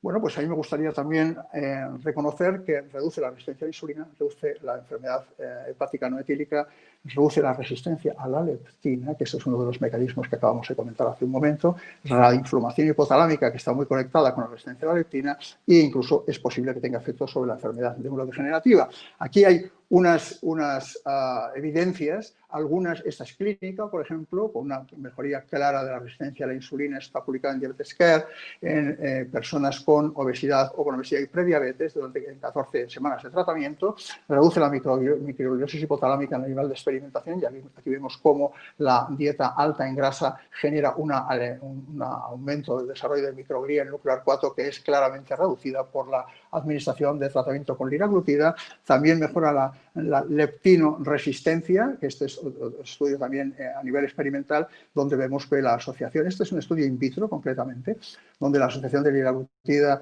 con leptina es capaz de generar una clara reducción del efecto biológico y reducción sobre todo también del SOX3, que es un inhibidor de la acción de la leptina. Y hay pocos trabajos realizados sobre neurodegeneración, al menos con liraglutida, es decir, sí hay alguno con exenatida en relación con pacientes con enfermedad de Parkinson. Estoy hablando de trabajos clínicos, porque experimentales hay muchos, y aquí vemos como también, efectivamente, en un periodo muy breve de tratamiento, personas con depresión o con trastorno bipolar son capaces de mejorar claramente una serie de test que denuncian deterioro cognitivo y que expresan esa mejoría del deterioro cognitivo con tratamiento con liraglutida. No entro en el comentario aquí del estudio Lin, donde muestra también que liraglutida es capaz de reducir la fibrosis hepática y otros estadios anatomopatológicos de la enfermedad etílica no alcohólica. Por último, para terminar, por lo tanto, repito esta diapositiva donde vemos todas las enfermedades y los problemas a los que nos enfrentamos, y la realidad es que liraglutida 3 miligramos es capaz de actuar a todos estos niveles, de lo que ya tenemos evidencia clínica y algunos de los que tenemos, sobre todo, evidencia fundamentalmente experimental, como es, por ejemplo, la resistencia a la leptina. Por lo tanto, mis últimas reflexiones son: la cronoreducción, tanto experimental como clínica, se asocia con obesidad y alteraciones clínicas significativas, así como con cambios en los patrones circadianos de secreción de hormonas implicadas en el control del balance energético. Las personas que están sujetas a cronodirrupción presentan riesgo de obesidad, diabetes tipo 2 y complicaciones, por lo que deben ser evaluadas en este contexto, debiendo considerar esta etiología en su situación clínica. Esto es un aviso a las historias clínicas, esto es un aviso a que hay que preguntar el tiempo que duerme una persona, el horario en el que se va a la cama, la actividad física, porque esto nos puede ayudar mucho a contribuir a que la pandemia de obesidad y de diabetes tipo 2, lógicamente, pues vaya reduciéndose. La cronodirrupción se asocia con alteraciones en la variación circadiana de la respuesta postprandial de glucosa, insulina y GLP-1. Es decir, que ya no es solamente que si la inflamación, que si la obesidad, no, es que empezamos a ver claves de algunas moléculas sobre las cuales probablemente podemos tener algún tipo de actuación terapéutica. El control de la cronodirrupción debe aplicarse en la medida posible desde el punto de vista terapéutico, que acabo de comentar. En caso de que la corrección completa de la cronoreducción no sea factible, tenemos que ser también conscientes de la realidad de la situación y más en los días que estamos viviendo. Es decir, que a una persona le puedes decir, no, usted trabaja a turnos, bueno, pues no puede trabajar a turnos. Tiene que irse bueno, pues a veces eso no es tan sencillo de aplicar y por lo tanto, en esos casos, lógicamente, el tratamiento con liraglutida 3 miligramos puede ayudar a contrarrestar los efectos perjudiciales, incluyendo la obesidad y otros trastornos metabólicos. Es necesario, por último, investigar en los efectos que la cronodirrupción pueda ejercer sobre el tratamiento farmacológico de la obesidad ante la eventualidad de que pudieran derivarse aspectos predictivos de su rendimiento. Ahí dejo eso. Es decir, yo creo que eso es una frase un poco provocadora porque creo que a lo mejor, dependiendo de los tratamientos que utilicemos y cuándo los administremos y en quién en qué personas, con qué características cronobiológicas bueno, los indiquemos, pues a lo mejor el rendimiento pues, puede no ser el mismo. Esta es mi última diapositiva, donde es un homenaje al premio Nobel, a las personas que realmente merecieron y recibieron el premio Nobel 2017 de Fisiología y Medicina por sus descubrimientos en mecanismos moleculares controlando el ritmo circadiano. Es decir, la cronobiología está aquí para quedarse y está aquí para desarrollarse y está aquí para que los clínicos podamos aplicarla de una forma lo más razonable y lo más eficaz posible. Muchas gracias a todos. Bueno, muchas gracias, Javier. Y bueno, la siguiente acción que vamos a hacer es volver a la encuesta y pido a todos los que estáis asistiendo a la webinar que contestemos a ver si se ha modificado después de estas magníficas presentaciones nuestro conocimiento sobre esta materia. ¿Vale? Los vamos a ir haciendo, los voy yo haciendo y voy dando tiempo a que todos vayáis señalando y enviando el voto.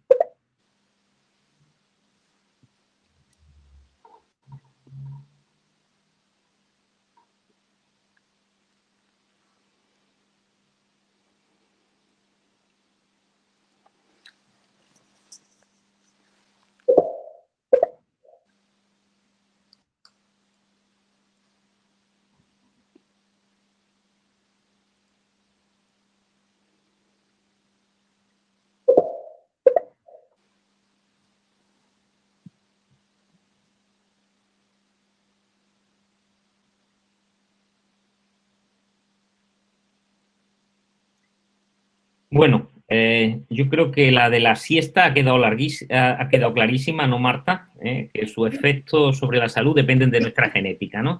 Ahí tenemos el 99% de aciertos. Así en es. cuanto a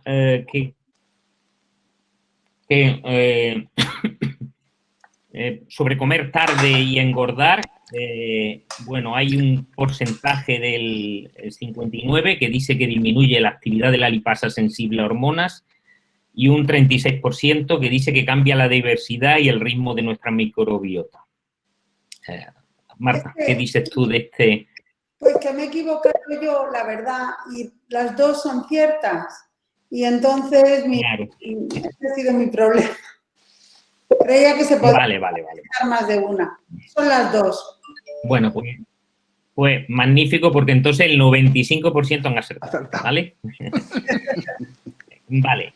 Y luego, en referente a cuál de estas hormonas altera el ritmo circadiano de respuesta a la sobrecarga oral de glucosa, bueno, pues el 69% ha contestado que ambas. Javier. Muy bien. Mayoría que acierta, ¿no? Vale.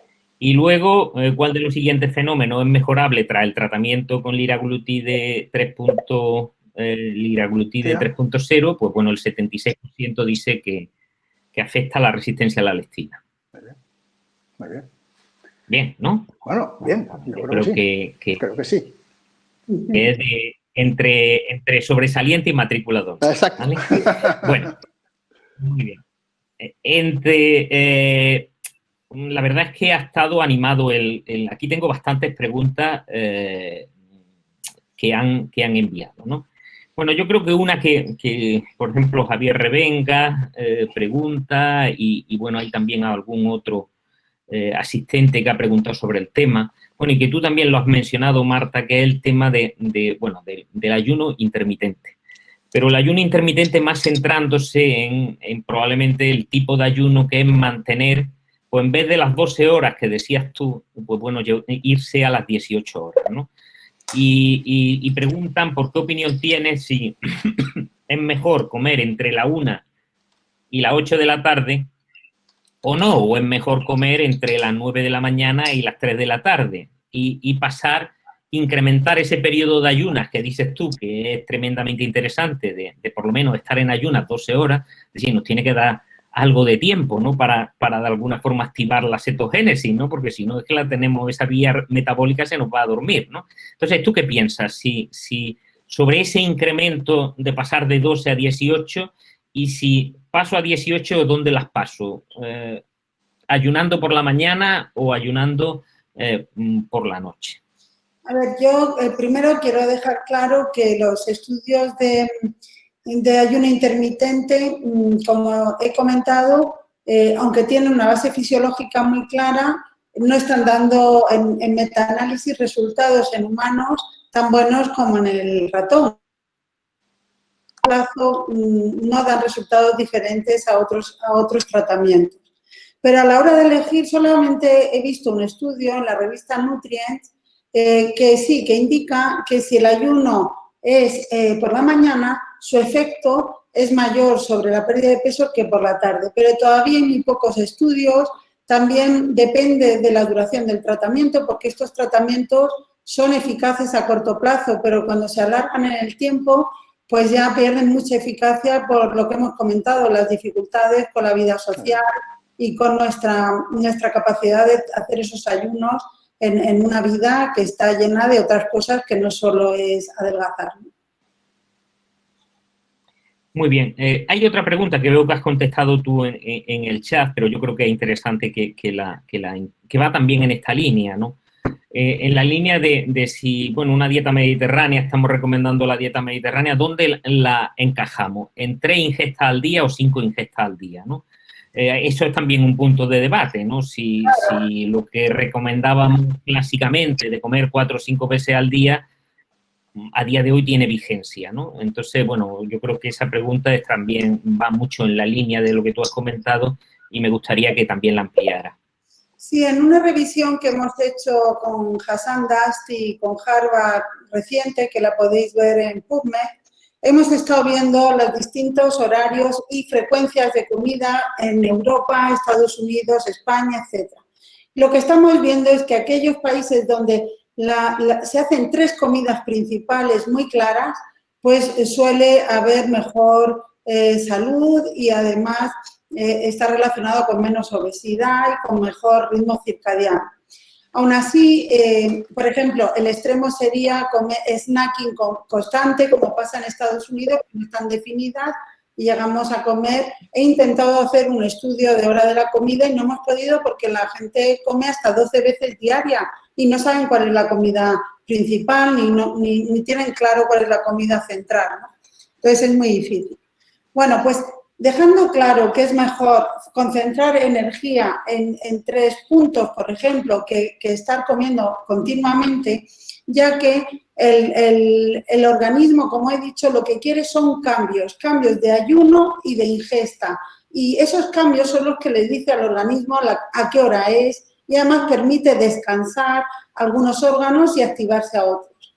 Respecto a 5 o 3 horas, 3 veces, claro, va a depender de los horarios que tengamos. Si nosotros en España, por ejemplo, que desayunamos a veces a las 8 y comemos a las 4 de la tarde, pues ahí hay una longitud muy larga, podemos hablar de 9 o 10 horas, pues ahí puede tener sentido para no llegar a la comida atracando, pues tener una pequeña ingesta en medio. O aquellas personas que comen a las 12 y cenan ya a las 11 de la noche. O sea que va a depender de los intervalos. Pero si estos intervalos no son de locura, es mejor desde el punto de vista cronobiológico que haya ayuno entre medias de las ingestas para resetear a nuestro reloj interno. Bueno, Javier, dejo descansar un ratito a Marta y voy contigo porque Judith López ha hecho una pregunta, de nota, ¿no? Como siempre, como si las que estamos hace siempre. Sí. Si damos los análogos de GLP-1, los ponemos subcutáneamente y los ponemos que no se adecuan al ritmo circadiano, ¿tú crees que esto puede tener alguna influencia?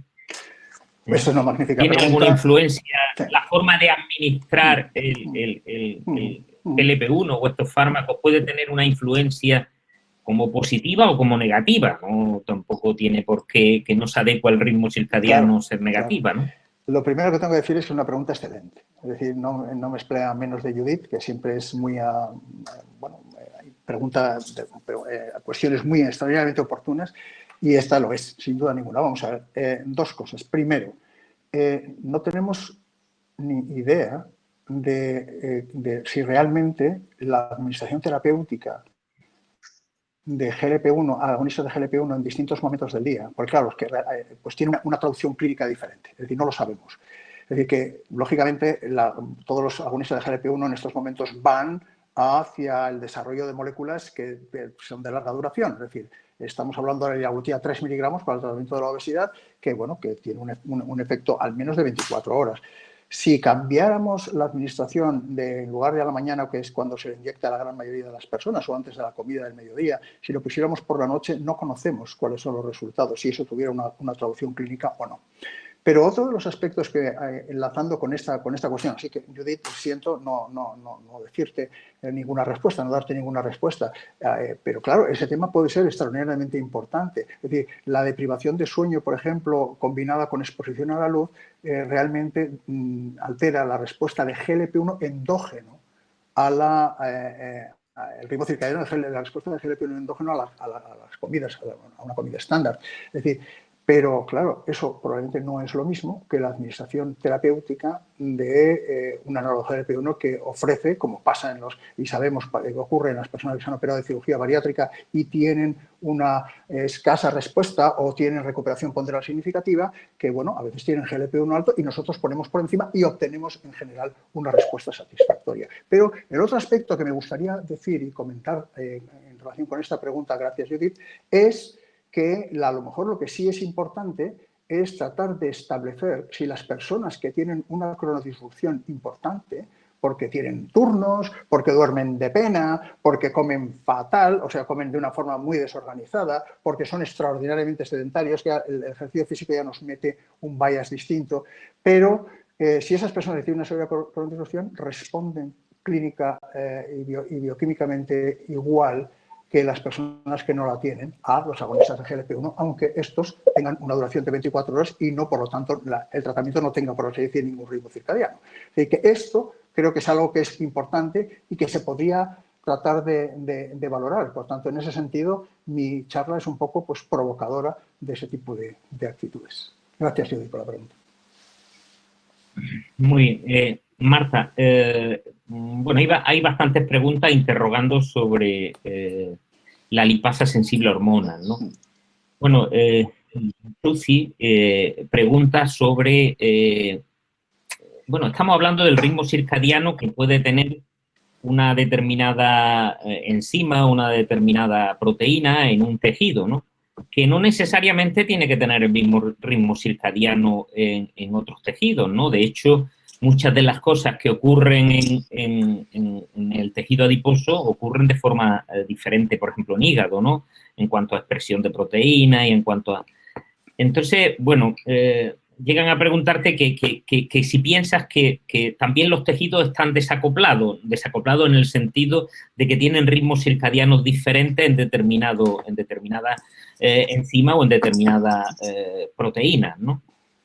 Pues sí, la verdad es que por supuesto, cada órgano tiene su ritmo, porque también cuando todo se va gradualmente en distintos momentos. El hígado no actúa a la misma vez que el tejido adiposo. Luego, un organismo bien hecho tendría que tener distintos horarios en función del órgano, ¿no? Pero luego sí que está la idea de que estén desacoplados entre ellos. Es decir, cuando uno tiene un reloj bien, por ejemplo, en el corazón y en el páncreas, que no tiene que estar a la misma hora, pero están sincronizados y bien, puede pasar que se desacoplen, por ejemplo, cuando el jet lag, cuando nos vamos de viaje, se sabe, esto se ha hecho en ratones, pero que, por ejemplo, el corazón es el primero que se acopla al nuevo país a 6 horas menos, pero el páncreas puede llegar a tardar 15 días. Entonces, esos momentos en el que el corazón está en un horario, a lo mejor está todavía en España, y el páncreas está ya, perdón, el corazón está en América y el páncreas en España, es un momento de desacoplamiento total, que es el social jet lag, y eso produce cronodisrupción. Luego, el riesgo de la cronodisrupción no solamente que tu organismo esté desacoplado respecto a tu ambiente, sino que los órganos entre ellos no estén bien sincronizados. Y eso lo produce todo el jet lag social y el jet lag de viajes, etc. Luego hay bastantes preguntas, por ejemplo, Alejandra Sosa y Javier Revenga interrogan sobre el efecto del ejercicio que puede tener sobre la hormona sensible a la lipasa, y Alejandra pregunta sobre qué influencia puede tener, por ejemplo, el efecto beneficioso o negativo de la siesta, si tiene que ver con una variable confundente que puede ser la cantidad de ejercicio que se hace, ¿no? O la cantidad de movilidad que se hace, ¿no? Que probablemente, no sé, por una hipótesis, quien hace más siesta, por lo mismo se mueve menos, anda menos pasos al día, ¿no?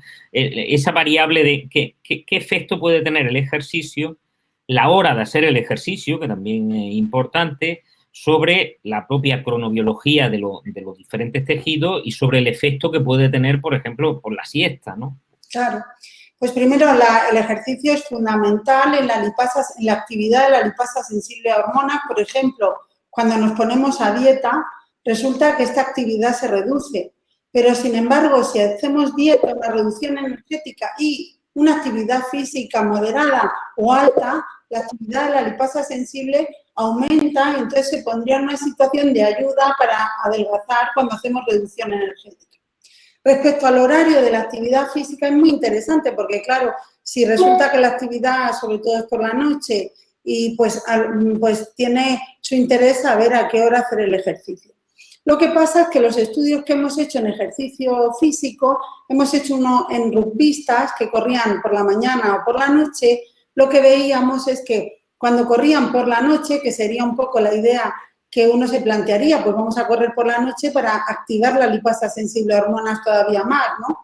Pero lo que veíamos es que cuando corrían por la noche, el ritmo circadiano completo se estropeaba, se alteraba, porque nuestro organismo no está hecho para hacer actividades por la noche, está hecho para reposar, ¿no?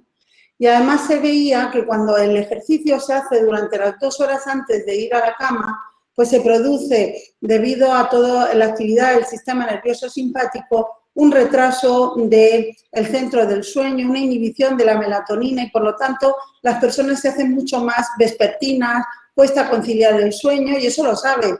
Te vas a hacer deporte al gimnasio a las 10 de la noche y cuando llegas estás activo, no estás en modo de dormir.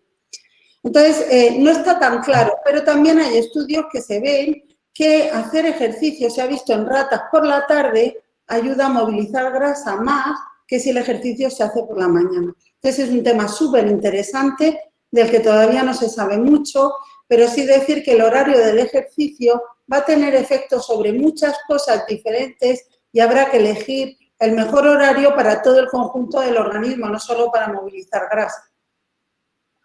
Claro, y tendrá que ver también en función también del ritmo que hagamos de comida, ¿no? Imagínate Claro. qué montón de interrogantes tenemos si alterna un ayuno intermitente por la tarde-noche y en el tiempo que está en el ayuno intermitente el momento en el que hace ejercicio, ¿no? Los efectos que eso puede tener pues pueden ser absolutamente diferentes que si ese ejercicio por la tarde lo haces con alguien que toma 5 comidas, ¿no? Todavía tenemos que aprender mucho de este tema. ¿Sí?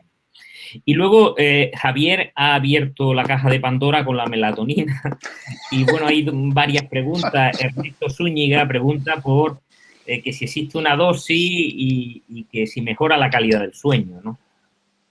Mi caja de Pandora la he abierto, pero sobre todo para que responda Marta Garaulet, que es la que más sabe de melatonina, sabe mucho más que yo, y además me encanta que se hable de esto porque hay muchísima gente que toma melatonina a distintas dosis, algunos bajas, otros bastante altas, y bueno, yo creo que la melatonina, los estudios que hay pueden ser interesantes, pero el tema interesante respecto a favorecer la pérdida de peso, a mejorar el descanso nocturno, el sueño, etcétera. Pero hay algún aspecto que me gustaría a mí escuchar a Marta, porque ella ha liderado investigaciones en primera línea en este sentido, qué pasa con la melatonina y la tolerancia hidrocarbonada. Muchas gracias, Javier. Ahora justo acabamos de publicar que hemos tardado 5 años en escribirla, que yo creía que me iba a dar un ataque ya total, porque cada viaje que nos juntábamos era para escribir esta review, así que por favor, si podéis leerosla, que acaba de salir y la tenemos en mi PubMed, la tendréis, si metéis Garaulet M es el penúltimo trabajo. Pues lo que hemos visto es que hay una contradicción enorme pero nuestra hipótesis y lo que estamos viendo en nuestros trabajos es que cuando hay melatonina y se come, se produce una inhibición de la producción de insulina por el páncreas, es decir, no es bueno. Esto lo estamos viendo en humanos, pero en ratones no se ve, y esto podría ser porque los humanos comemos, no estamos hechos para comer por la noche, y en cambio los ratones su hora de comer es la noche. Luego nosotros no estamos hechos para comer con melatonina. Y por ahora estamos viendo que también hay una disposición genética, es decir, aquellos que tienen un gen, un polimorfismo en el gen del receptor de melatonina tipo 1, tienen el G, pues vemos que estas personas cuando cenan tarde están en riesgo de tener un problema de intolerancia a los carbohidratos. Sin embargo, los que tienen el alelo C, pues no tienen riesgo, ninguno, por cenando tarde. Es decir, que nuestra genética va a influir en cómo nos afecta la melatonina. Pero respecto a la administración, hicimos un trabajo que se publicó en el año 2014 en Sleep, que es muy interesante porque lo que viene a decir es que la melatonina, administración de melatonina por la noche, hay que separarla 2 horas y media de la hora de la comida para que no produzca una disfunción en la secreción de insulina. Muy bien. Bueno, muchísimas gracias, Marta. Me ha parecido fantástico. Una pregunta. ¿Hay receptores de melatonina en la célula beta? Sí, hay receptores de melatonina en la célula beta y además resulta que los que tienen el alelo de riesgo, pues parece ser que estos receptores lo que pasa es que están mucho más activados. Es decir, es que la melatonina tiene una acción mucho mayor y como la melatonina parece ser que inhibe la secreción de insulina por el páncreas, los que tienen este factor de este polimorfismo, es mucho más funcional su receptor. Y una segunda pregunta, con permiso del moderador, muy sencilla y muy rápida. 2 horas y media del empiece o del final de la cena. O sea, lo que queremos va a depender también de la velocidad de absorción de los carbohidratos y del tipo de cena que haga, ¿no? Porque, claro, todo va a depender de cuánto tiempo falta para que la insulina vuelva a bajar tras la respuesta postprandial. Pero yo dejaría al menos 2 horas y media para que la insulina vuelva a bajar y ya la melatonina nos la tomamos y no interactúa con la acción de la insulina. Perfecto. Mil gracias, Marta. Muy bien. Bueno, estoy por aquí rescatando el tema de Javier. Bueno, hay algunas preguntas sobre la seguridad, ¿no? La seguridad de los análogos de GLP-1 en dosis altas, y bueno, yo creo que es conveniente que aclares esa Marina Martínez Navaja, y luego también otra pregunta de Mariana Paola Toledo Molina, que preguntan un poco sobre seguridad de los análogos de GLP-1 administrados farmacológicamente. Claro. Bueno, yo creo que esto, con el inicio del desarrollo del empleo, con el inicio de los tratamientos con GLP-1 ya hace años, pues surgieron algunas dudas respecto fundamentalmente a efectos secundarios derivados de la posibilidad de desarrollo de pancreatitis o de cáncer de páncreas. Hoy en día los resultados, los datos que tenemos, los estudios epidemiológicos que hay, creo que despejan claramente este tipo de duda, y la realidad es que, bueno, sabemos muy bien que los análogos de los agonistas de GLP-1, cualquier agonista de GLP-1, y yo diría que prácticamente en todas las personas generan una ligera elevación de enzimas pancreáticas, en virasa y deripasa, pero que nada se parece a una pancreatitis y que evidentemente luego retornan perfectamente a la normalidad. Es decir, que yo no describiría esta variación que acabo de comentar como un efecto secundario. Diría que efectivamente sí es cierto que si una persona tiene una pancreatitis no se deben dar, y yo creo que esto es razonable, como no se dan muchas otras cosas, en muchos otros fármacos, pero que en este sentido me parece que es absolutamente claro. Y por último decir también que el desarrollo de colelitiasis, por ejemplo, o de enfermedad de la vesícula biliar, colelitiasis o colecistitis en relación con los tratamientos con agonistas de GLP-1, concretamente con liraglutida 3 miligramos, bueno, pues ahí se ha estudiado de una forma clara, y la realidad es que los resultados no son extraordinariamente sólidos, en el sentido de, bueno, sólidos sí que son, pero no son muy concluyentes, porque lo único que se ha advertido es que hay el lentecimiento de la liberación de bilis por parte de la vesícula biliar pero no más. Y eso no parece que sea tan claro que tenga una relación o que pueda explicar que las personas bajo tratamiento con liraglutida 3 tengan más riesgo de colelitiasis. Lo que sí es verdad es que cualquier tratamiento farmacológico o no farmacológico, como ya sea convencional con dieta y ejercicio o con cirugía bariátrica, que realmente induzca una pérdida de peso significativa, aumenta automáticamente el riesgo de desarrollo de colelitiasis, que yo creo que va más por ese lado, que lógicamente las personas que siguen tratamiento con liraglutida 3 pierden más que las que tienen tratamiento convencional, y por lo que en sí mismo, a través de explicar un efecto directo y específico de liraglutida, por lo menos a día de hoy. Por lo tanto, honestamente creo que no es un fármaco claramente seguro, es decir, no veo ningún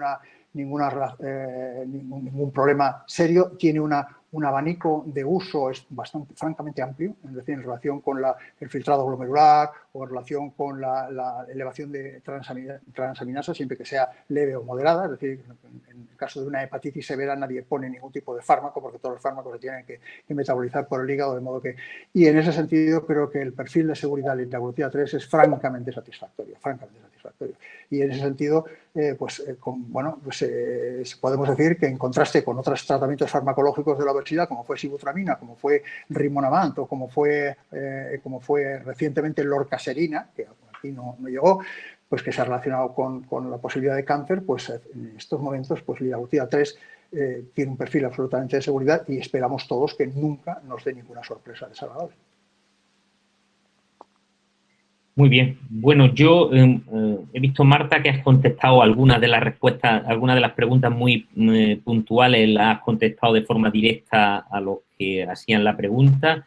Yo creo que ya llevamos un tiempo razonable de webinar, hemos aclarado la mayoría de las preguntas. También tengo que deciros que en el chat, pues bueno, hay una enorme cadena de personas que os dan la enhorabuena por vuestra ponencia y dan las gracias por este evento, ¿no?